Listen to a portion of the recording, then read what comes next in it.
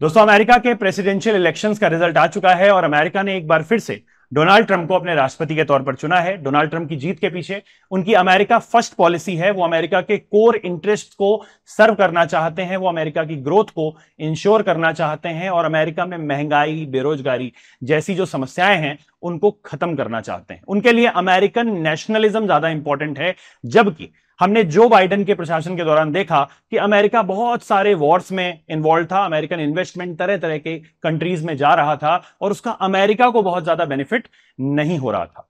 आज का जो टॉपिक है उसमें हम यही डिस्कस करेंगे कि ट्रंप के चुने जाने का दुनिया पर क्या इंपैक्ट पड़ेगा, दुनिया में trade, immigration policies, IPR issues, इनमें क्या चेंजेस आएंगे, इसका इंडिया की फॉरेन पॉलिसी पर क्या इंपैक्ट पड़ेगा और साथ ही साथ इंडिया को ये बदलते हुए डायनेमिक्स में किस तरह से अपनी फॉरेन पॉलिसी को और बाकी सारी ट्रेड पॉलिसीज को शिफ्ट करना पड़ेगा। दोस्तों, मेरा नाम है Prakhar Tripathi and welcome to Chahal academy group.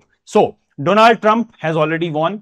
2024 के इलेक्शंस को वो जीत चुके हैं। इससे हमें पता चलता है कि कितनी भी कंट्रोवर्शियल आप स्पीचेस दे दो, मगर लोगों को किस चीज से फर्क पड़ता है? लोगों को इस चीज से फर्क पड़ता है कि आप उनकी लाइफ में क्या चेंजेस ला रहे हो। भले ही आप कितनी भी आइडियल स्पीचेस दो, मगर उनकी लाइफ में अगर चेंजेस फॉर बेटर, अच्छे के लिए चेंजेस आप नहीं ला रहे हो, तो लोग आपको राष्ट्रपति के तौर पर नहीं चुनेंगे।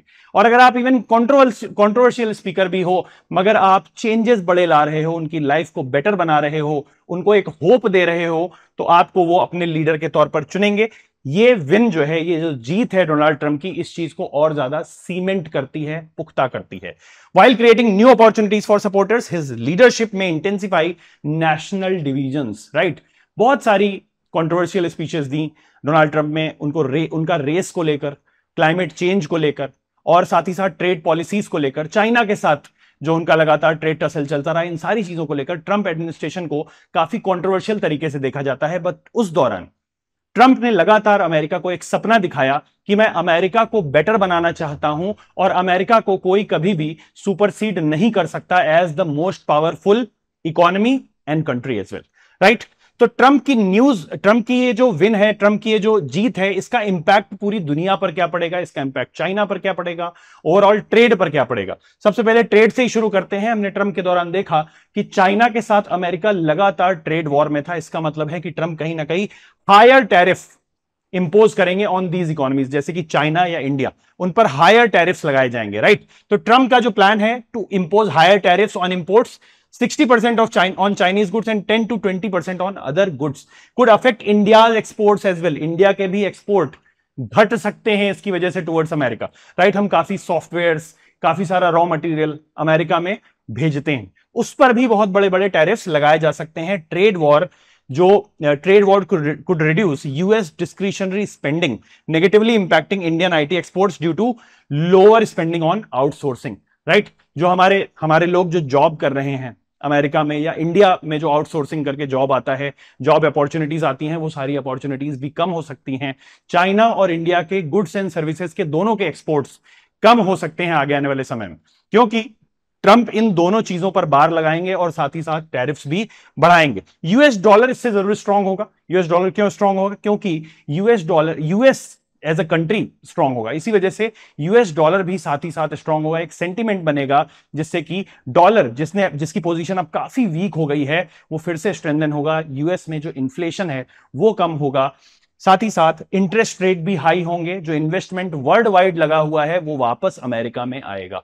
कैपिटल इन्वेस्टमेंट जो बाहर कर रखा है इन्वेस्टर्स ने, अमेरिकन इन्वेस्टर्स ने ही, वो वापस अमेरिका में आएगा, क्योंकि ट्रंप आते ही हायर इंटरेस्ट रेट लेकर आएंगे। राइट, इन्फ्लेशन जो बढ़ा हुआ है वो इन्फ्लेशन भी कम होगा, क्योंकि इंटरेस्ट रेट हाई किए जाएंगे, डॉलर भी स्ट्रेंथन होगा। दिस में reduce foreign portfolio investment flows into India, क्योंकि अगर हायर इंटरेस्ट रेट आएगा फेड रिजर्व का, तो इंडिया में लगा हुआ इन्वेस्टमेंट, चाइना में लगा हुआ इन्वेस्टमेंट, वियतनाम में लगा हुआ, फिलीपींस में लगा हुआ इन्वेस्टमेंट, सब वापस अमेरिका चला जाएगा। इससे अमेरिका को बेनिफिट होगा, बट बाकी सारी डेवलप होती हुई इकोनॉमीज को नुकसान ही होगा। साथ ही साथ कमोडिटी सेक्टर को फायदा होगा, क्योंकि ट्रंप आते ही फिस्कल एक्सपेंशन करेंगे। फिस्कल एक्सपेंशन का मतलब होता है कि आप टैक्स को कम कर देते हो और लोगों की परचेजिंग पावर को बढ़ा देते हो, लोगों को फ्री में पैसा देते हो एक तरीके से। जैसे ही आप फिस्कल एक्सपेंशन करते हो वैसे ही कमोडिटीज का जो बिजनेस होता है वो बहुत तेजी से बढ़ जाता है, right. It could increase inflation as well, benefiting commodity linked sector. But inflation यहां पर तो बढ़ रहा है, बट दूसरी तरफ मॉनेटरी पॉलिसी में हमने रेट्स को हाई कर रखा है, जिसकी वजह से जो लॉन्ग टर्म इन्वेस्टमेंट है वो भले कम हो जाए, मगर कमोडिटी बहुत ज्यादा बहुत ज्यादा खरीदने की वजह से आपका इन्फ्लेशन इतना ज्यादा इंपैक्टफुल नहीं होगा। इसके साथ ही साथ हेल्थ केयर सेक्टर में भी हमें देखने को मिलता है कि health care sector could be a defensive sector against market volatility, as higher tariffs on generics may impact Indian pharmaceutical exports to the US. जो भी इंडिया जेनेरिक मेडिसिन यूएस में एक्सपोर्ट करता है उन पर भी ज्यादा टैरिफ्स लगेंगे, जिसकी वजह से हम हेल्थ केयर सेक्टर में भी देखते हैं बहुत ज्यादा वॉलेटिलिटी नहीं आने वाली है। इमिग्रेशन को अगर हम देखें तो इमिग्रेशन बहुत ज्यादा अमेरिका में बढ़ चुका है। अमेरिका में भी लिमिटेड रिसोर्सेज हैं, और जिस तरीके से वहां पर पॉपुलेशन बढ़ती जा रही है, रिसोर्सेज के ऊपर बर्डन बढ़ता जा रहा है, वहां पर अमेरिकन नेटिव्स और बाहर से आए हुए लोगों के बीच में कंपटीशन लगातार बढ़ रहा है, जिसको ट्रंप रोकेंगे। मतलब इमिग्रेशन में आपको यह देखने को मिलेगा कि लोगों को डिपोर्ट भी किया जाएगा, और साथ ही साथ उनका जो इमिग्रेशन प्रोसेस है वो थोड़ा सा टफ बनाया जाएगा। यह भी इंडिया के आईटी प्रोफेशनल्स के लिए खराब है, साथ ही साथ इंडिया के स्टूडेंट्स जो वहां पर पढ़ाई करना चाहते हैं उनके लिए भी खराब है। प्लस ट्रेडिशनल एनर्जी, अब deregulation in traditional energy sectors would favor industries like oil, gas and coal, potentially limiting the growth of Indian renewable energy exports to the US। क्योंकि यूएस अब ज्यादा रिलाई करेगा ट्रेडिशनल एनर्जी पर, जैसे कि Donald Trump ने Paris treaty से अपने आप को पुल आउट कर लिया था कि भाई दुनिया में ग्लोबल वार्मिंग नहीं हो रही है, दुनिया में ग्लोबल कूलिंग हो रही है, क्योंकि ट्रंप के एडमिनिस्ट्रेशन के दौरान वहां पर बहुत भयंकर बॉम्ब साइक्लोन्स आ रहे थे और भयंकर स्नोफॉल हो रहा था। स्नोफॉल को दिखाते हुए देयर इज अ क्लिप जिसमें वो रिपोर्टर को दिखा रहे हैं कि देखिए कितना ज्यादा स्नोफॉल हो रहा है, अमेरिका बंद पड़ा हुआ है पिछले 4 दिनों से, मतलब ग्लोबल कूलिंग हो रही है, ना कि ग्लोबल वार्मिंग हो रही है। तो Trump will again shift to the traditional energy, और ट्रेडिशनल एनर्जी में जैसे ही वो शिफ्ट करेंगे, रिन्यूएबल एनर्जी सेक्टर जो इंडिया का है उसमें हमें डिप देखने को मिलेगा, मार्केट में भी इसका असर बहुत ज्यादा देखने को मिलेगा।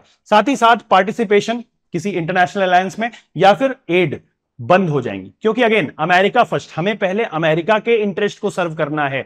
अगर अमेरिका के इंटरेस्ट को सर्व करोगे आप, तो बाकी इंटरनेशनल अलायंसेस को आप उतनी एड नहीं दे पाओगे, ग्रांट्स नहीं दे पाओगे। जो कंट्रीज अमेरिका के इंटरेस्ट को सर्व करेंगी, डोनाल्ड ट्रंप केवल और केवल उन कंट्रीज को ही सपोर्ट करेंगे, राइट। तो with possible reductions in US support for alliances like NATO and aid to Ukraine, India could see shifts in defence alignments. India को इसका फायदा होगा, यूक्रेन से इंडिया का जो फोकस है वो हटेगा।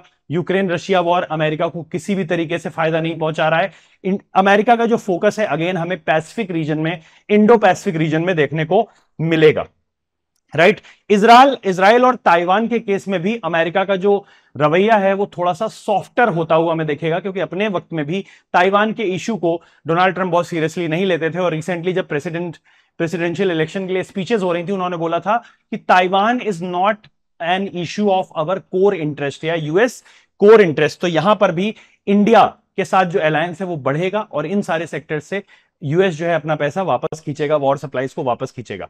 इंपैक्ट फॉरेन पॉलिसी पर क्या पड़ेगा इंडिया की, देखिए यूएस इंडिया बायलैटरल रिलेशंस जो हैं, स्ट्रेटेजिक पार्टनरशिप हमारी स्ट्रेंथन होगी। हमने पिछले टाइम पर भी देखा था, मोदी का पिछला जो रिजीम था और ट्रंप उस वक्त जब थे, तो इंडिया और यूएस की टाइज स्ट्रांग हुई थी, वो और ज्यादा स्ट्रांग हो सकती हैं, क्योंकि हमने पहले ही सक्सेस कुछ पा ली है। अब हमें केवल उस सक्सेस पर ही अपने आप को बिल्ड करना है। डिफेंस कोलैबोरेशन हमें देखने को मिल सकता है, क्योंकि मैंने आपको बताया कि यूएस का जो इंटरेस्ट है वो इंडो पैसिफिक रीजन में है, वो उसके कोर इंटरेस्ट का टॉपिक है। इस वजह से इंडो पैसिफिक रीजन में हमें ज्यादा डिफेंस एक्सरसाइजेस, डिफेंस कोलैबोरेशन देखने को मिल सकता है।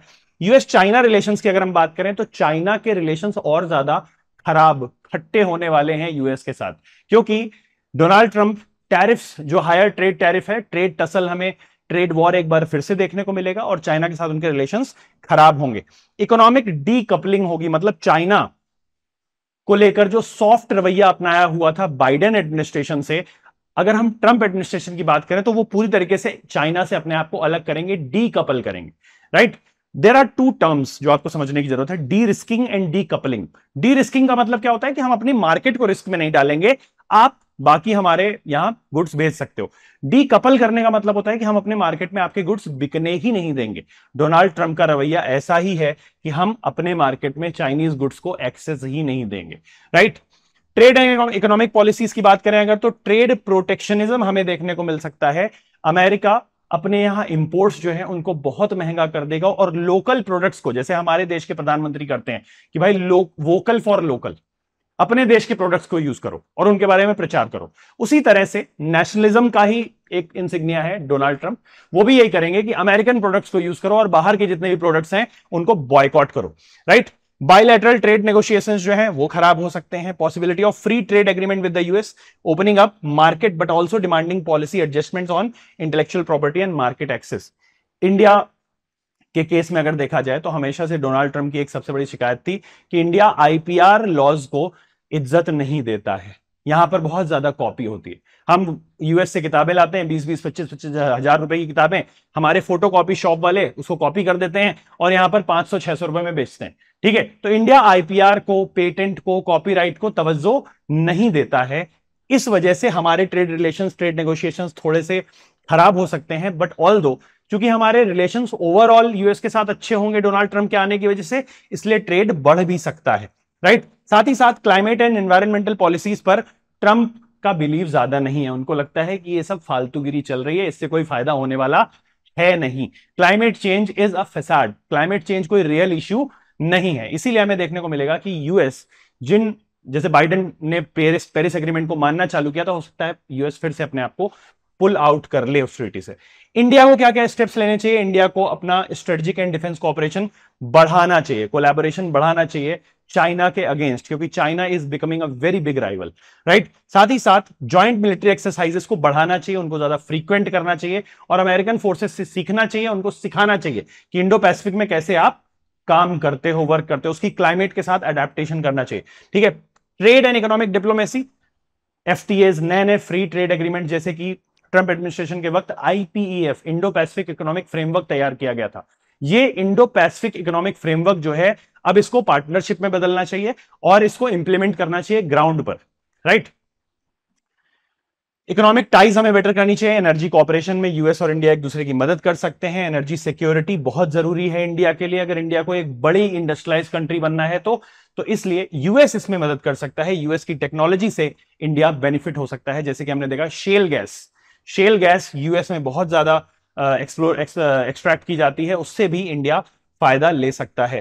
साथ ही साथ ग्लोबल सप्लाई चेन रेजिलियंस जो है, उससे भी इंडिया को फायदा मिल सकता है। इंडिया और यूएस के बीच में अगर ट्रेड टाइज अच्छी हुई तो।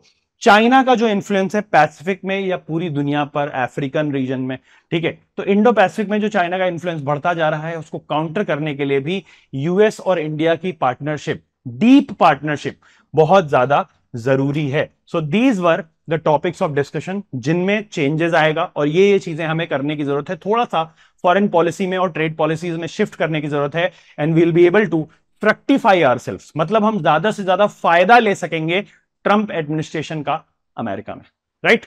तो यहां पर मैंने एक क्वेश्चन भी आपको दिया हुआ है कि assess the potential impact of Donald Trump second term on India US relations, ठीक है। इनके रिलेशंस के बीच में क्या क्या चेंजेस आएंगे उनके बारे में आपको बताना है। What steps should India take to strengthen its strategic, economic and diplomatic ties with the United States under Trump presidency. I hope this, please try this question, क्योंकि ऐसे ही क्वेश्चन आपको देखने को मिलते हैं आपके यूपीएससी के एग्जामिनेशन में। I hope you found this video informative. For more such informative videos, do subscribe to the channel. Thank you so much.